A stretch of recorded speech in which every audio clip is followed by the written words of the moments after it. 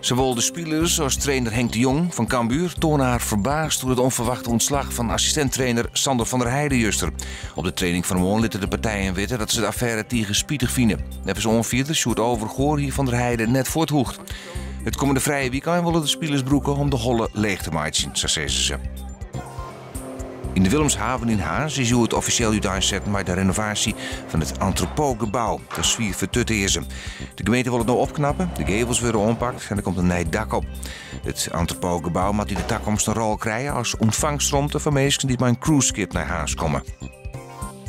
Ter gelegenheid van Sint Maarten wordt in Snits voor het eerst een muziektheaterstuk opgevierd.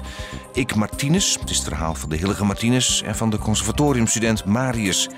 Het speelt hem in de Sint-Martinuskerk en in de Martiniskerk in Snits. Het stuk wordt spelen, onder sneun en is al stief uitverkocht. Een 21-jarige fietser uit Ljouwert is juist jong slim verwonden bij een onreding op de Varenheidwei naar Wemplak. De vrouw uit onreden trok een 26-jarige automobilist uit Ljouwert. Het slachtoffer is met de ambulance naar het ziekenhuis gebracht. De politie onderzoekt de daad van het ongeluk. Joen en vannacht droeg, er zit een krachtige zuidwestenwind en het werd stol vergraven.